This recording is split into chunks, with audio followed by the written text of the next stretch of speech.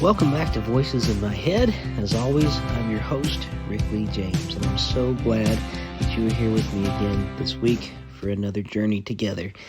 Well, this week, I know every week it seems like it's something different. Sometimes I've been able to get guests. This week, I have not been able to get one because guess what? I am homesick with both COVID and the flu. I was shocked when I was swabbed and they showed me because I really wasn't feeling bad at the time. And now I would say that I have mild cold symptoms, but it's been a couple rough days in the basement with a couple more to go, trying to stay away from my family and keep them healthy.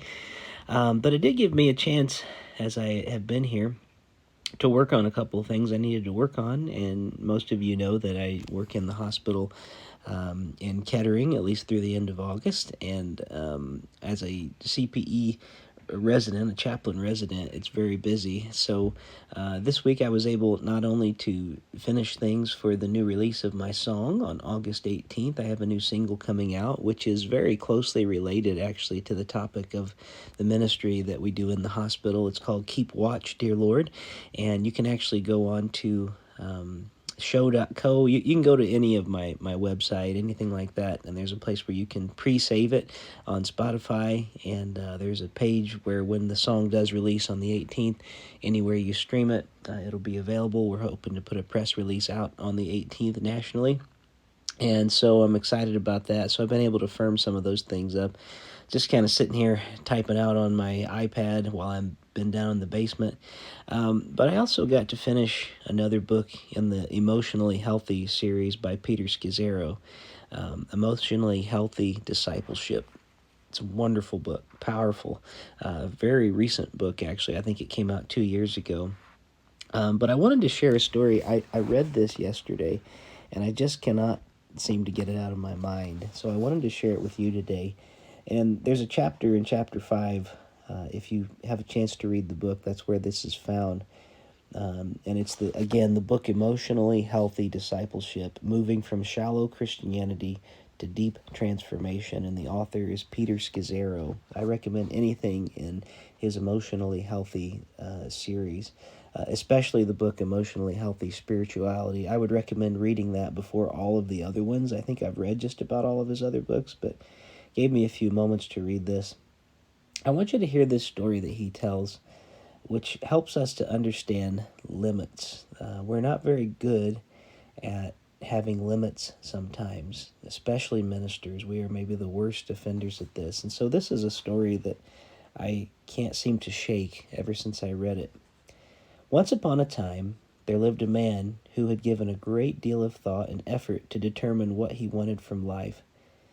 Then one day, a door opened for him to actually live his dream. But the opportunity would be available only for a short time, and he would have to embark on a long journey. He began walking and grew more and more excited as he envisioned his future dream becoming a reality.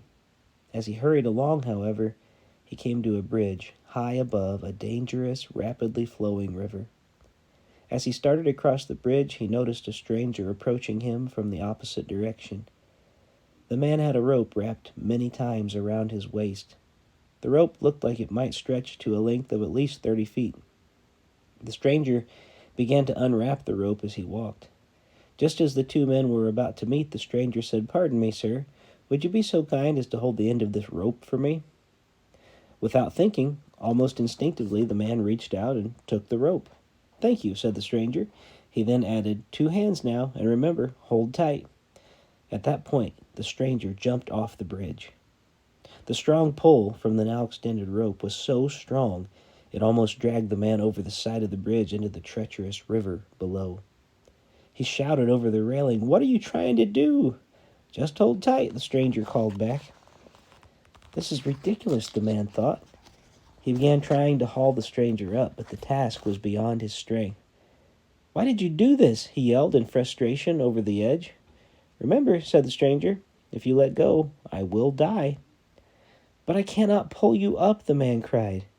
"I am your responsibility," said the stranger. "I did not ask for it," the man said. "If you let go, I'm lost," repeated the stranger. The man began to look around for help, but no one was within sight. He began to think about his predicament. Here he was, eagerly pursuing a unique opportunity to fulfill his dream, and now he was being sidetracked for who knows how long. Maybe I can tie the rope somewhere, he thought. He examined the bridge carefully, but there was no way to get rid of his newfound burden.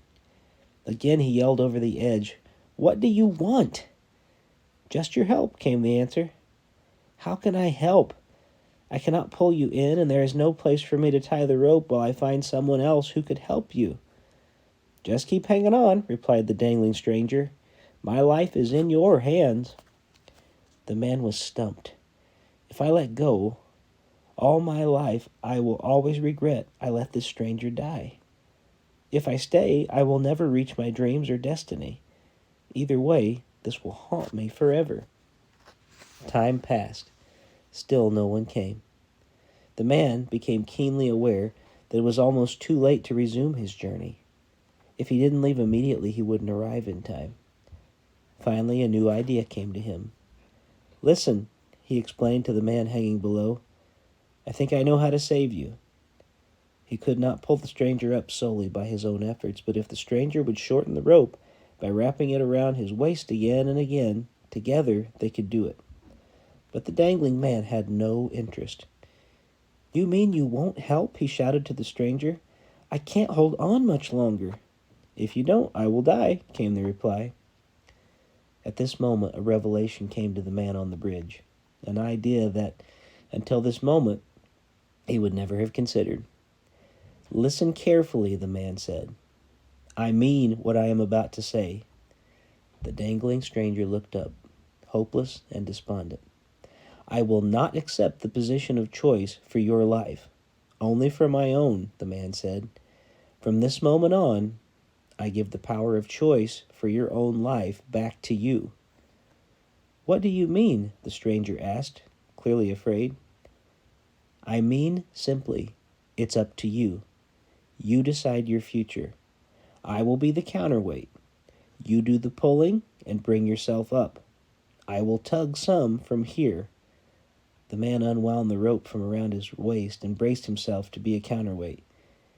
"You cannot mean what you say," the stranger shrieked. "You would not be so selfish. I am your responsibility. What could be so important that you'd let me die?"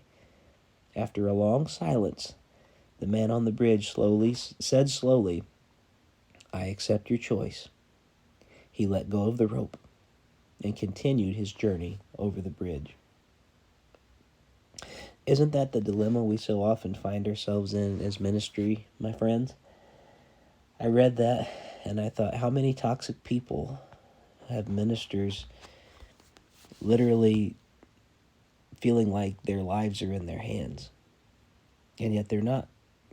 The only person in our life and in our world that we are responsible for, that we can make actions and decisions for, is ourselves. We don't have control over anybody else. Other people try to put power over us by controlling us, like the man who just handed him a rope and jumped off a bridge irresponsibly. But that was that man's choice.